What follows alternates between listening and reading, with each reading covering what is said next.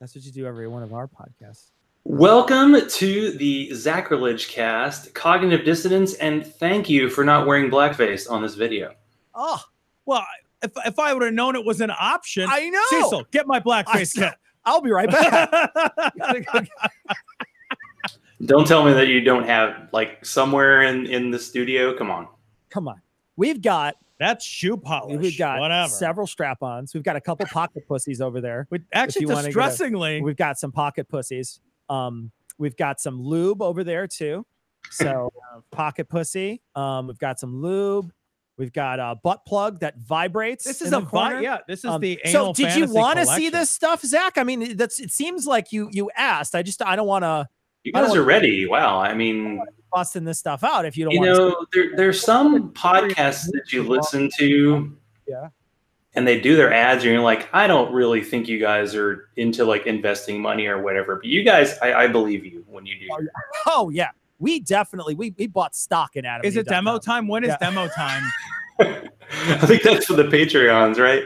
We don't have a macro lens, so Micro, whatever. Well, yeah. Well, how are you doing tonight, Cecil and Tom? You're in the new and improved Glory Hole Studios. And improved Glory Hole Studios, ladies and gentlemen. Yeah, we're doing good. We're doing good. Yeah, we're doing good. Yeah. We're happy to be on your show, Yeah, Zach. thanks for having us, Zach. Oh.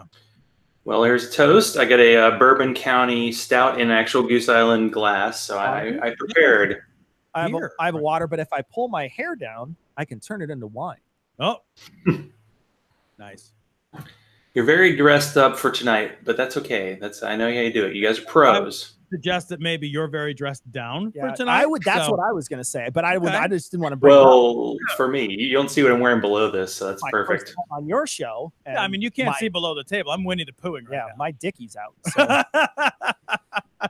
I think that's just as it should be. I like to start the show with an out-of-context quote. Of course, with the two of you, it's kind of hard to just come up with one, but I'll give one each. Amazing. So for Tom, I'm lucky when I bring a cup of coffee to the table. Nice. And for Cecil, we're not fucking experts on pretty much everything. That should be a shirt. I like that. And I don't know if that's from early on, because I did listen to the first episode of the show. Oh. What is the next episode of, what number is it? We're at 4:58 is what we're recording tonight. 4:58. So I went back. Monday it'll release. I mean, that was something else. Like, you do research for some shows and you talk to some people who have like 20 episodes, and it was like almost a heartbreaking moment when I'm like, oh yeah, I saw your first episode. And then like, oh no, we did this other show for 4 years before. I'm like, oh my gosh, really? So even though there's for like 12 years. Yeah, just about. Yeah, just about 12 years. Yeah, in April, it'll be 12 years. Yeah. Yeah. Funny enough, when we switched out, we were doing Everyone's a Critic. And when we switched out from Everyone's a Critic and made the decision to start Cognitive Dissonance, a memory popped up in my feed 2 or 3 days ago. Really? Where we had the conversation, and it was one of the memories in my feed that just so happened to be there. So it took us about 2 months from the thought of it till to finally break it off. Yeah. But it was in April for both of those shows. Both of them started in April. That's funny. On April 1st. Citation Needed started in April. It did it really? It did, because we announced it at ReasonCon. That's right. We dropped it at ReasonCon. Wow. I'm kind of scared of the show. We keep having all these April babies. We Jesus must be Christ. really banging away in September. Let me tell you. Yeah, it's what you do when you're not into football, I suppose. Yeah. But tonight, as we mentioned, you've already demonstrated, and the poor people listening to this, you're not seeing, you're missing. Well, I don't know if you're missing that much, honestly. But audio medium. Yeah. And there's a reason. You know. How did you two initially meet? We met in college. So we both were member. Is member the right word? We both went to this dork club, this philosophy club, and we met at it. We didn't get along. We didn't like each other for like first 4 years that we knew each other. We were not friends. We were friendly. Yeah, we were nice enough to each other, but we never hung out. Yeah. We didn't hang out at all. We both thought each other was a dick. Yeah, so. We were both right. Yeah, we were both right. Yeah. Turns out neither one of us was wrong on that. And then actually we kind of started hanging out kind of through a mutual friend of ours. funny enough, if I recall, like we were reading philosophy together. Yeah, we were again. And we kind of connected over rolled that. back Yeah, again right. into philosophy. We were reading The Prince. We read Kant. Metaphysics and a couple morals. of cunts reading Kant, Yeah. and then we eventually became really close friends after that. And so like all good friendships of early 20-something. Yeah, you know, exactly. like read Kant together. And read Grounding of the Metaphysics and Morals together, and then the rest is history. Zach. Whatever. That. You're a nerd. Well, everybody knows the show Cognitive Dissonance, and Google knows, but it's a little confused. What is Everyone's a Critic? So a long time ago, Tom and I were working on each other's houses a lot. Like, because both of us bought a house at the same time. And so Tom and I were traveling quite a bit. I'd travel to his house. We'd work on stuff. We very often go to like Home Depot or Menards or something. And so when we would do that, we would talk and chat. And I had just gotten into listening to podcasts. I was listening to several dozen of them at the time. Skeptic's Guide to the Universe was a big one. I think I turned Tom onto it. Absolutely. And I remember we were driving away one day from one of these shopping trips to buy like a fucking door or whatever. And I said to Tom, I said, we should probably try to do one of these. And Tom, a very agreeable man, always says yes to everything. So he was just like, yeah, we should totally do that. I could be like, hey, Tom, we're putting a patio at my house. He's like, let's do it. Yeah. Why don't we do it? Yeah. Super agreeable to everything. So he would say so, like, yeah, let's do it. And I was like, okay, cool. So within the next 2 months or so, I procured all the equipment. And then I said, you need to go out and buy a thing and buy a headset microphone. And he went to the store and he bought a headset microphone. And the rest is history. We recorded our first episode again, like in April, a long time ago, 4 months after his first son was born. And we recorded on a really shitty, not so good schedule. That's what really was not very good about it, was we weren't on a good schedule, and we weren't very good at what we were doing. We're still not good at what we're doing, but we were really not good at that. We were aggressively bad at it. We had no vision for what the show should be. Podcasting wasn't that big a thing either. There weren't a lot of like good reference points. And I remember like Cecil called, was like, we're recording tonight. And I was like, we're doing what again with the Who? And he's like, we're recording. And I was like, I guess I'll watch that movie we talked about. I think it was Shawshank Redemption. Shawshank Redemption is the first movie that we recorded and then we reviewed. Watched it. And I remember also like being, for the first maybe 20 or 30 episodes, it's not an exaggeration, Cecil would be like, all right, we're ready. 3, 2, 1, record. Every time I was nervous, like we were gonna go, like we were live or some shit. Yeah, but my heart would race, like, shit, we're live. Wow. And now I'm like, are we live? I should put on stop pants. Eating, put on pants. Like, first few episodes of that show too, I edited out all the ums. Every single and and everything. I was meticulous. I worked for hours and hours and hours, and then I realized nobody's gonna listen to this. I was like, you did all that for like 3 people. The audience is like, fucking cares. Right. And so I stopped doing it. And for a while, I would say maybe 3 years, about 3 years, we had about 100 listeners for about 3 years. And we just, that was what we did. We would release it to about 120 people. And we had some really dedicated people that really enjoyed the show. People that still listen to Cognitive Dissonance now. Like there's a fair number of them. And we've met some of these people. And so it was just like but it was really neat to think, here I am in an auditorium of about 100 people and they're listening to me. And it was a really cool feeling. And I really enjoyed putting on that show.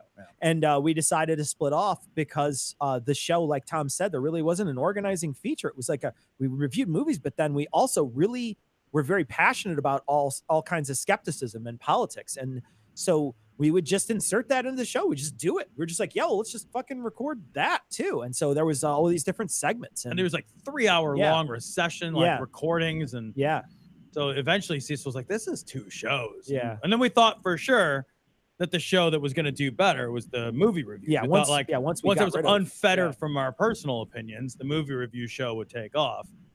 And literally the opposite thing happened. Exact opposite thing happened. So, well, you told me before we started recording that you got sick of like watching movies and doing movie reviews, but you've been doing Cognitive Dissonance twice as long. You're doing it 8 years. What keeps it fresh, or what keeps it interesting that you're able to keep doing this? I mean, twice a week, good solid hour-and-a-half shows at least. I mean, that's a lot of, you got to really be dedicated. Well, I think what'll keep it fresh is we took out all the things that we weren't passionate about. Yeah. So we weren't really passionate about the movies. The reason why we chose the movies was because we figured we needed a thing to organize our thoughts around, to have a conversation about. Right. Like, so Tom and I, we would always have conversations about skepticism, and we would always have conversations about politics. Just Tom and I would just talk about stuff like that all the time. Because we give a shit about it. Because we cared about it. Yeah. But what we thought was, nobody's going to care about what we have to say about that stuff. Let's just find something people like else that people are be interested in. And so we decided to do it on movies. And it turns out, if you do that enough about movies and you don't care so much about movies, and now you're doing criticism of movies start to suck. They just start to suck. I didn't watch movies for pleasure for years. Yeah, me afterwards. either. I just 2 or 3 it'd years. be like, do you want to watch a movie? I didn't go to a movie in the theater. Oh my God. Longer than that. I mean, I probably didn't go for 5 years after we did that show. Oh, wow. I didn't go to a movie theater Yeah. and pay money to see a movie at least 5-6 years afterwards. The idea of watching a movie was just a horror. Just a horror. Yeah. But now I love going to the movies. I went to the movies 2 nights ago. So I'm over it. And Brian Fisher, I mean, he's fucking amazing. So he's always worth talking about. National treasure. I'm not going to lie. Like, I do miss Alex Jones. Well, is there a story behind the glory hole that ensures nobody here gets divorced? You want me to tell it? Yeah. So we started getting voicemails from our show. We'd get a bunch of different voicemails and we play them at the beginning of the show. And we've been doing this for a very long time. We had a voicemail number back when we were doing Everyone's a Critic. Yeah. So we had a voicemail number back then. And so we used the voicemail again. We got a new voicemail number for this. We got the doubt voicemail. Yep. And so we were super excited about it. And we started getting voicemails. And so people, we separate each one of our pieces of our show. We'll separate a piece of our show with a bumper, what we call a bumper. And so sometimes there'll be a crazy person talking or whatever. And it turns out that somebody called in and sang a little jingle. And the jingle was, "Who's that guy on the other side of the glory hole?" And then he says, "It's Jesus" at the end of it. And it was really funny. We thought it was hilarious. And someone said, "You should use that as a bumper." And so we started using it as a bumper to introduce like sex stuff. Yeah. Mostly it was to introduce anything that had to do with sex and priests and things like that. And there's I still sing that as foreplay. A lot of it's it. just yeah. And so we wound up taking that, and then someone called in or sent a message and said, "You know how Rush Limbaugh says ditto?" Everybody calls in and says ditto. And what ditto means is what the last guy said, because they always praise Rush. They're like, "Rush, I listen to your show. I love your show." And then the next person will call and be like, "Ditto what that guy said. Also, I hate Bill Clinton." And so then they do it like everyone will call in and say ditto. Well, in this case, everyone started calling in and saying glory hole, because someone was like, "You should just change it to glory hole. Your ditto should be glory hole." And so glory hole just means love the show. And so glory hole has become a greeting for the atheist. I feel like that's something we've given to the atheist community, is glory hole. People leave it. I'll see it on other people's iTunes reviews. Yeah. And they'll be like, "They use a glory hole. That's amazing." It wasn't really us. We just helped popularize it, but we're part of it. There's a point in your life where you open up your wallet and you have a credit card that says Glory Hole Studios, and you realize, and you've got a box full of sex toys in your studio, and you think, my life is on the right path. I have made some good decisions. Well, I don't believe what I'm saying. That's not true. That's definitively not true. Now, a lot of shows go through a lot of changes, but you've had the same intro outro like the entire time. So where is your welcome mat?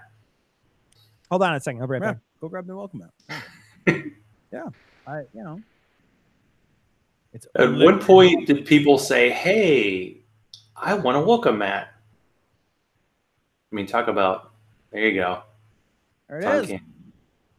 There it is. First ever welcome mat on the camera and first ever other stuff. That was beautiful. You're a little jealous right now. He's like, "I'm going to stump him." No, Yeah. no. Straight out the hall.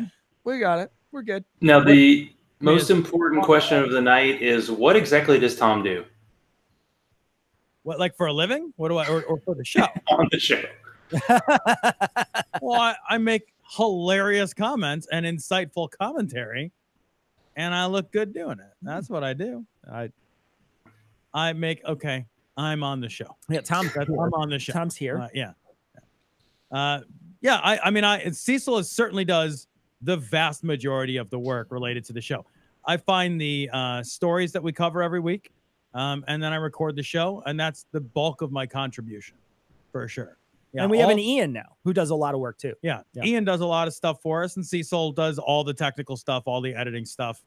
I don't touch any of that. I wouldn't let Tom touch. No. I mean, that's just. I don't even let Ian touch that. Yeah, that's also it's your area of expertise. It's what I like to, and it's what I like to do. I like to edit, so I wouldn't want someone else to touch it. But yeah. Now, once you ditched the movie part, when did you get to the point where you got so popular where you decided, hey, let's do a road trip and do a live show?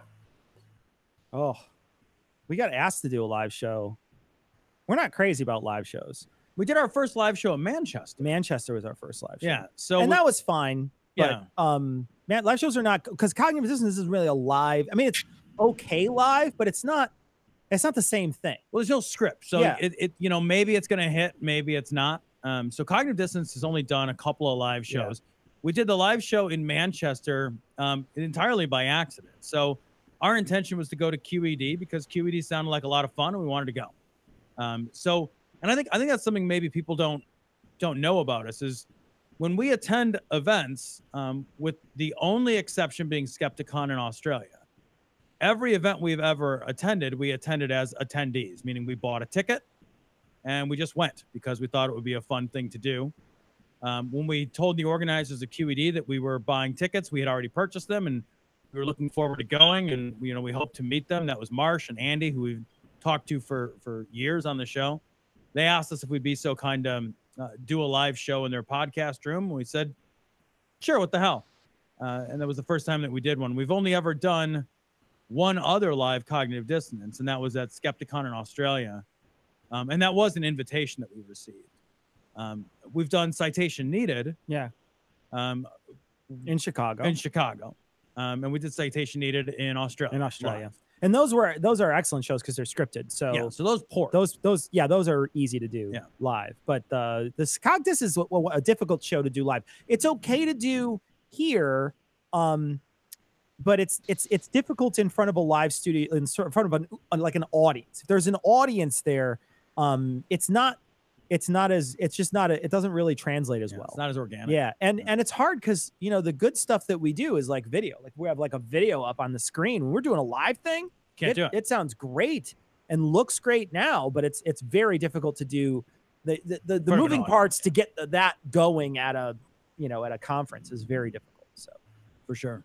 Yeah. All the stuff that we attend, we just attend. We don't go to, we've never had somebody buy our ticket, with the exception of Skepticon in Australia. We just go as attendees and we walk around and we meet people because we want to meet them. Yeah, we attend because it's fun to attend. ReasonCon, we were there a couple times. Yeah, we didn't do anything there. We just hung out. So. Skepticon, Missouri, same thing. Oh yeah, that's American Atheist in Oklahoma. Yep. Yeah. Just go.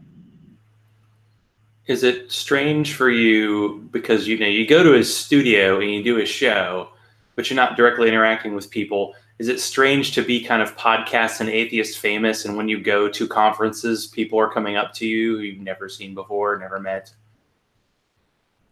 It's sometimes that's a little weird because I don't feel like we do anything special. Yeah. It's just two buddies talking, so I don't feel like anything we do is.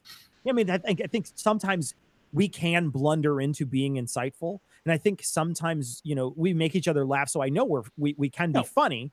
But I just don't think that there's a much that we do that makes us unique. We're just like everybody else. We're just also atheists who are just also have different jobs and just also are very passionate about this particular topic. So when we go to these places and someone will say something like, "Your podcast helped me through a difficult time," it's hard for me to process that because I'm always like, "Wow, well," but then I step back and I realize they are listening to a conversation between two very close friends. Like Tom and I we've been friends for 20 plus years. And so we have very intimate conversations on the podcast all the time. And people feel like that gives them community. And sometimes they come from places where they can't talk about this stuff. They just can't have a conversation about how it sucks that they're trying to take away abortion in their state. Yeah. They can't have that conversation with their family. They can't have that conversation with friends. They're just stuck thinking it and just worrying about it, and they realize that that's a release for them. And so it's taken me a while to realize that it's helpful to people, but it's something that I'm every time I hear, I cherish. Yeah, I think I want to touch on one of the things that you said that I think is interesting, is that there's a sense that people have that have listened to, we've probably put out 600 hours at least of tape at this point. And there's some people have listened to all of it, and they know us, like they know things about us. And so sometimes there's this kind of one-way connection that you have to catch up to. Like Cecil and I have to catch up to a relationship that we have been a part of but didn't know about for a long time. Sure. Yeah. And I'm always amused by it. It's not unpleasant at all, but every now and again it's like, how do you know that about me? Oh yeah. Because I think, like, when we're doing the show, at least for me, it's like I'm doing the show with my buddy. I don't think about the audience too much. It doesn't occur to me that, like, I don't think about who's out there listening or what they know about me or what they don't know. Like, I just want to do something fun on a Thursday night. Yeah. And that's really what I'm driving to do. Yeah. I'm not playing a character. Right. Yeah. Yeah. So, Do you have special plans for episode number 500, which is coming up?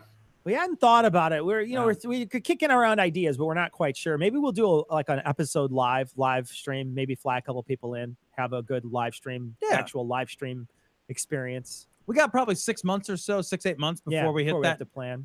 So we'll plan it maybe 5.5 minutes before. Yeah. That sounds good. Yeah. Zach, what are you doing? You got plans in about 6 months? Yeah. If I'm still doing a show, sure.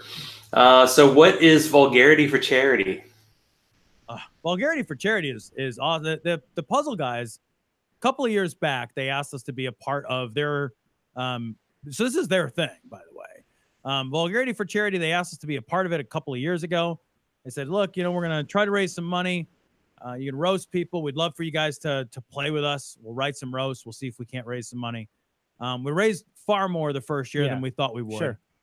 We did it again this year. 25K. 25,000 the first year. And we were flabbergasted. We were floating on air by that amount. And this year, 122,000 and change was raised. Yeah. With a $50,000 bonus from one of their donors. Mm-hmm. So 70, technically 70 for the atheist 70, audience. 70 came from us, and then $50,000 match. Yeah. So, but the drive in total, was $122,000, and I was just floored by it. And basically, like, you donate some money, there's a floor, and give us some information. We'll roast anyone you want. And we could not believe the response. I mean, I think we were just incredibly humbled. Blown away. We're still writing it. Yeah, we're still doing it. Yeah, it was a November charity drive, and there was hundreds of responses. So there's hundreds of roasts to write. Yeah, there was like 500, almost 400 or 500 of them. So it was just an immense amount of writing that has to be done. And so there's no way you can just sit down and record all of them. No, it would be 12 hours worth. Yeah.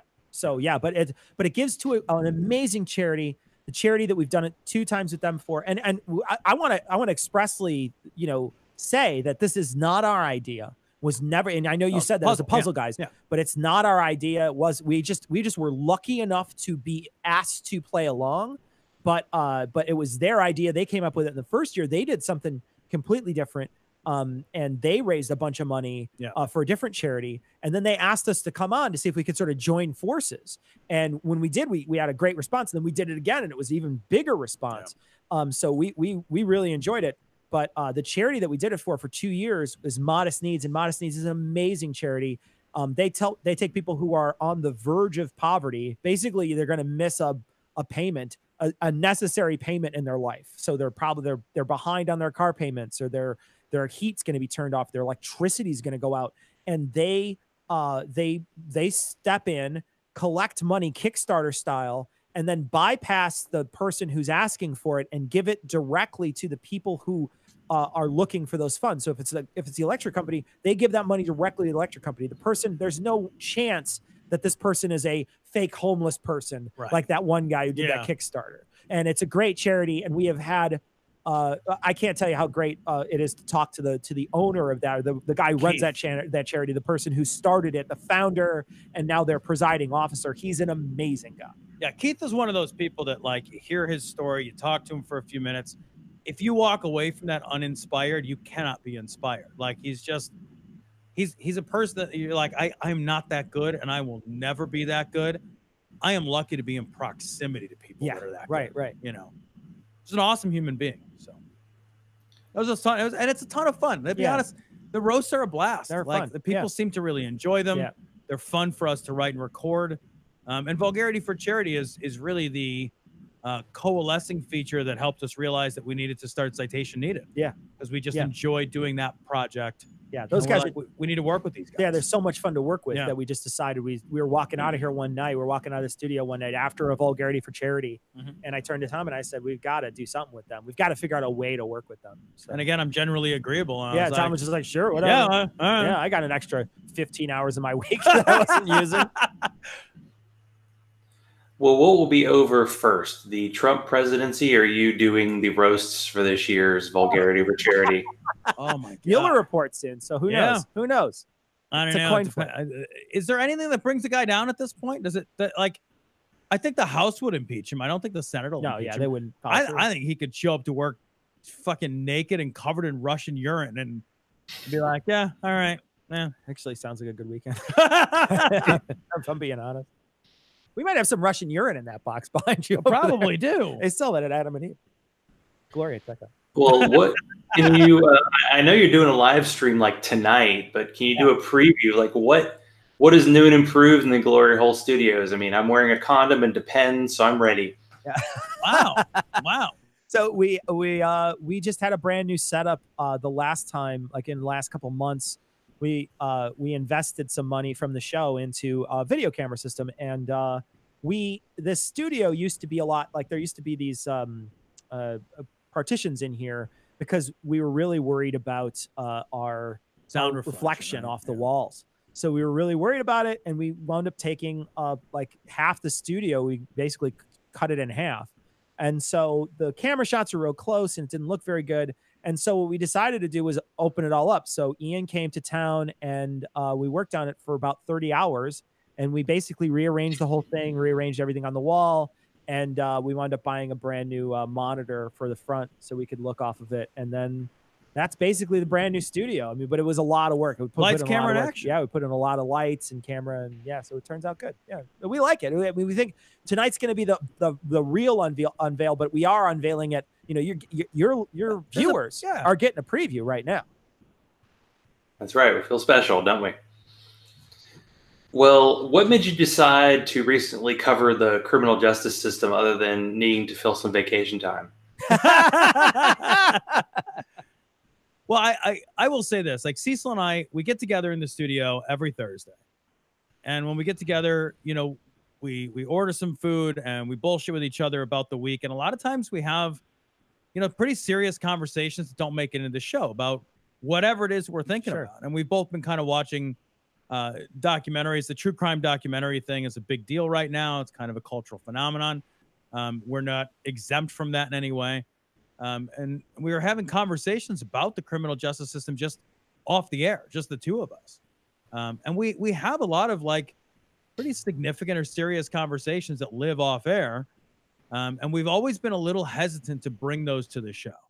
The show's had kind of the same format for a long time. We've been hesitant to bring more serious issues into the show.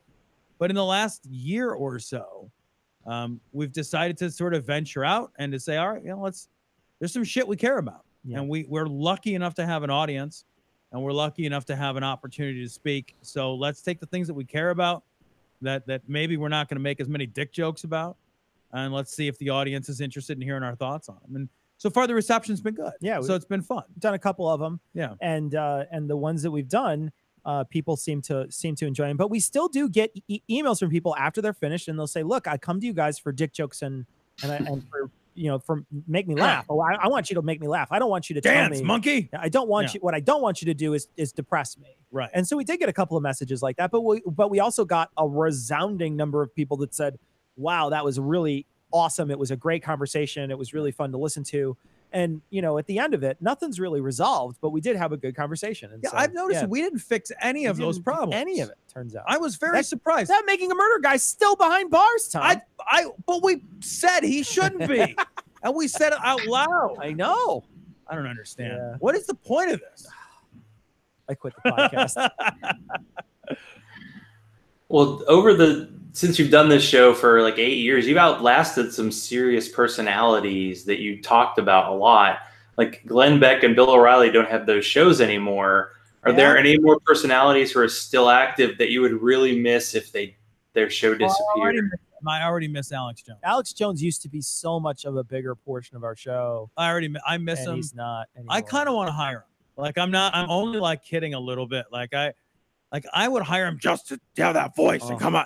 I loved him. Oh, yeah. I loved him. I know we were covering him like every week for a little while. And he was crazy. He would say the craziest. And now so crazy. He's just got his own little fringy site that nobody goes to. Pays attention to. Yeah. He's not interesting. Yeah. I miss Liz Crokin. She's not around as much. Yeah. I don't know if she lost her head. I think the problem is that she can't start the video as well. She's mashing it with a whole paw instead of just instead of a paw. Yeah, I don't know. I mean, like, but then, you know, new favorites will enter the scene. Like that Chris McDonald guy who I think died about 10 years ago. Berenstein. Yeah. So there's a couple. Yeah, they cycle. Yeah, there's no end of crazy. Yeah. But like some of the big guys. You're right, because we did Glenn Beck all the time for a long time. Yeah. We didn't really play with Bill O'Reilly. Bill O'Reilly didn't have a lot of clips that I recall. No. But it was definitely Glenn Beck was crazy enough where we would pick him up. What happened to him? He started the Blaze and also started he's on the internet now rather than on because he just I think he had like a meltdown on Fox and they were just I remember that. Yeah. So is he just like not a thing anymore? Well, I never see him anymore. He's got his own weird network. So just like Alex Jones, nobody's watching it, or those people that are watching it. It's like, you know, those are like your diehards. So. Yeah. You know, we haven't covered in a long time either is the bucket guy. Baker, that's right. Jim Baker has not made an appearance on Cognitive Dissonance in a while. He hasn't been. I should go poke around to find him. That guy's great. His crazy wife. That's amazing. Yeah. Well, you do your show and you've had this, you kind of have a pattern to it and you kind of just show up and talk. What is the difference between that and like Citation Needed, where it seems way more scripted, and the fact that there are like 5 of you has to be a lot of traffic cop going on? Well, so when we record Citation Needed, we're all in different locations. Yeah. So nobody is recording with anyone else. So Tom records that one from home. I record it from this studio, and everybody else records from their own space. And then we get on a conference, and then we record individual streams, and I mix it all in post. But so the good thing about that is that there is no need for a traffic cop. We do that all in post. So any traffic cop stuff, we don't need to do it. We don't need to regulate ourselves. We don't really have to do any of that work while we're recording. And so we do have the option of veering away from the script. And Tom and I, for many, like at this point, almost 500 episodes, have not had a script for Cog Dis. So we veer off into weird territory a lot. Yeah. And we drag those guys with us sometimes because they have a lot of scripted shows. Right. And the amount of editing that you do on that show is still very intense because it's all the editing that you're doing via writing ahead of time. Mm-hmm. And then it's editing that you're doing in post afterwards. So it's still it's an intense amount of editing on both ends of the spectrum. But we really love the product. We think the product is, and that's the thing is like, Citation Need is one of those things that, and Cog Dis is a very similar thing. And I don't know if other people feel this way when they produce stuff. I don't care if people really like it. I'm tickled that they do. Yeah. But that's not the reason to do it. The stuff that I do, I really enjoy doing. Yeah. So like when we sit down and we record a Citation Needed, sometimes my cheeks hurt from laughing so hard because the jokes are so good and the back and forth is so much fun. So I love to do it. So I would never trade it. I would never want to stop doing it. I think it's great. We podcasted for, God, I don't know. I mean, like we don't do it for the money. Yeah. You know what I mean? Like we just do it because it's fun to do. We've done it for years. We did it. I mean, when Patreon first came out, remember, we had conversations about whether it was even ethical to accept money for the show. Like we wrestled with that idea. So, I mean, we just do it because it's fun to do. Yeah. And I do citation needing because it's fun to do. If Fun it to wasn't fun, No. I There's would no 100% No stop reason doing to do it. Yeah. It's just a joy. Yeah. Yeah. Well, whether you like it or not, you get to be part of this kind of atheist community for the better or worse. So what aspects of the atheist community are worth discussing, and which one should be just thrown into a volcano? I think the atheist community is generous. I think they've proven that to us. Yeah. Every time that we have reached out into our listenership and asked them to, make a change or to offer something, the generosity of the community has been overwhelming. And I don't say that with hyperbole. It's been overwhelming. The last vulgarity for charity, I think, is just, I mean, it's objectively true. It's an amazing turnout of just raw generosity. I mean, it's hard to call the atheist movement a thing. Like, and I don't say that to dodge the question, but like, what the hell does that even mean? And you've got an online community, but you don't have just one. You don't have a movement that's like coalesced around anything. The atheist community is just comprised of dozens of subgroups and smaller communities and, little families of people mostly that exist online, that get together a handful of times a year, maybe at conferences or maybe never physically in person. The parts of it that are worth keeping are the parts that make people happy. Yeah. Like the parts of it that are, and again, I'm not dodging. Like the parts of it that are worth keeping are the parts that bring like joy and fulfillment to the people's lives that are a part of those pieces. The parts that get thrown into a fucking volcano are the fucking mean-spirited, money-grubbing, misogynist bullshit. All of that is just awful.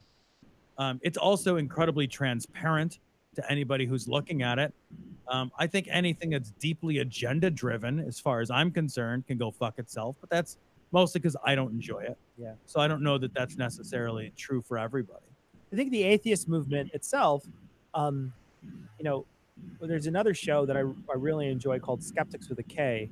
And one of the guys has said many times, and I've heard him say it many times, basically says, look, atheism doesn't mean skepticism. People try to, they conflate the two, but it's not the same thing. Atheism just means belief in no God. Now, that doesn't necessarily mean that they couldn't believe that that aliens delivered us to this world, or that some kind of magic create. I mean, it just means that doesn't make you more rational. Yeah, it doesn't make you more rational. No. And it's funny because we will hit people's sacred cows on our show. Yeah. We've lost anti-vaxxers on our show. They've been like, oh, well, you don't know that half the stuff about vaccines. And I'm just like, go away. We don't need to talk. I don't have to have a conversation with you. Go away. Right. And so you shed people who have these sacred cows. They'll have them throughout. And so you'll just see them sort of falling off. They'll jump off like a fucking flea off a dog's back when it goes into water. I say good. Yeah. I think good organizing features are skepticism. I think has a good organizing feature to it. And humanism is another thing that has a good organizing feature to it. Humanism, I think, is the one thing that if we want to play with morality and we want to be humanists, that's a great thing to organize around. And it's a good thing that draws people together, in a big group. I would be behind that 100% more than I would an atheist, whatever. When atheists behave as humanists, I'm interested in the humanism. Atheism, I think, is a settled question for a lot of people very quickly, right? Like atheism is I almost want to say like atheism is a transitional, right? Where for many people, they grow up and they have a religious faith. They have a certain dogma. They go through a process of shedding that dogma and shedding that faith. There's shows and books and there's almost an established canon on how to do this at this point. People go through that and then that's it. At the end of that, that question becomes very quickly boring, to be blunt. Sure. How many times are you going to watch a debate with, Matt Dillahunty? He's great, but I don't watch any of his debates anymore because that question settled for me. I don't have any question on that question. So what people have done is they said, okay, I'm an atheist, now what? And if there's something to organize this, it's around the now what. And as Cecil mentioned, if now what is, well, how do I find ethics? Yeah. And I find them through humanism. And what you really have is humanism. Yeah. And that's separate from atheism. Yeah. And you don't want to organize around, I don't like girls. Right. Yeah. And like, I don't want to hang out with other people who don't like girls. Well, how many people can we rate? Yeah, like, no, exactly. You can't go away. What are we, zero. Catholic? Yeah, like, zero. We have a zero tolerance policy on rape, it turns out. Yeah. Well, we should. Well, yeah, that's fair. I mean, if there are 40,000 denominations of Christianity and yet they seem to get united over political things, and maybe we can figure it out and go, oh, here's where we disagree, and we can, disperse where we have to. But it's still kind of a growing community. So you two really get along very well. Are there topics that cause like disagreements between you two? There have been some in the past, but I can't think of anything off the top of my head. Can you? No, I mean, we're close on most of the major issues, right? Yeah. So I can't think of anything where we're far apart. Yeah, we're never to the point where it's like, I'm like, no, we shouldn't tax billionaires, and Tom's like, no, you should tax them. Like, I don't think that we'd have ever. No, it's not. So it's never anything like that. It's always little stuff. And I think at this point, over the course of 23 years, like I don't want to speak for Cecil, but if Cecil and I disagree, I'm trying to find out if I'm wrong. I'm not trying to defend if I'm right. Cecil actually, very early on in my friendship with him, I learned that from Cecil. I used to dig my heels in, and I would argue with this idea of winning. And I think now when we are apart on things, it's like, well, I really want to understand where you're coming from. Yeah. I might still disagree, but sure. like, why is that? Yeah, we tend to find some place in the middle, where we meet, sure, or at least understand each other. Yeah, I think we're both pro-choice, but we come at it from different angles. Yeah, we do come at it. That is something, and I think that I'm a little less pro-choice than you are. Yeah. But not by much. I'm pro-infanticide. Yeah, I mean, Tom is just like throw it in the air and hit it with a tennis racket. I think until middle school, you should be able to kill your kids. I'll be perfectly honest. I think there's a tiny window where you shouldn't, but the rest of the time you should. Yeah, I think at the end of middle school too. Like, I'm okay with all the way up through young adulthood. The day before 8th grade graduation, I don't think it counts. If you can't buy stamps to vote, I think you should get. It's just it's just me. So I mean, there's some things will arrive often at the same conclusion from a different thought process. Yeah, right. Yeah. But I'm trying to think of. I don't think there's nothing really. I don't think. Yeah. Well, I tried my best. I couldn't get you two to break up. Yeah. Well, now I try to end the show by asking about a special skill or a talent, but I think I'm just going to ask individual questions of each of you to finish. So, Tom, what was your experience like to get kicked out of the Mythicist Milwaukee after party in, I think, 2017? That was a pleasure. I actually had a good time that night. So my wife Haley and I were up in Wisconsin, and we were attending this like lights in the sky event. Like, you light these paper lanterns and then they fly in the sky, and it was really cool. And it was the same night as the Mythicist Milwaukee thing, and we didn't go. But we were texting with Thomas, and I was asking him how his debate went, and he wasn't feeling real jazzed about the results. He was a little bummed about it. And it was about 45 minutes or an hour from where we were that night. So I was like, well, why don't we drive over there? We'll grab a drink with Thomas. We'll kibitz with him. So we drove over and we found him, and they were I want to be very clear. I didn't buy a ticket. I just showed up, and I was intending to buy a ticket at the door. They were extraordinarily kind and welcoming. They let us in. They said, come on in. And people were very kind. And Thomas and I were talking, and I kind of got the lay of the land, and I saw Sargon. And I don't like Sargon. I think he's a bad person. Like, I want to be very clear about that. I don't want to mince words. I think Sargon is a bad person. I think he is mean for the joy of his cruelty. And I think he monetizes that cruelty to other mean-spirited people. And I take issue with that. I think that's a shitty, unethical way to behave. And I saw him, and somebody said something like, put their arm around or clapped him on the back and said, this is the man who will save Western civilization for us. And I was maybe 10 feet away. And I made some comment which called that into stark relief, I think. I don't remember specifically what I said. But I said it loudly and unequivocally and locked eyes with him when I said it. And he said, "Who are you?" And I said, "Well, let me meet you." And I went over and shook his hand. And then he and I disagreed vociferously on every topic possible. And it was weird because it was only words. It never got physical at all. I don't remember cursing at him. I don't think that I did. I know that I didn't like call names or anything like that.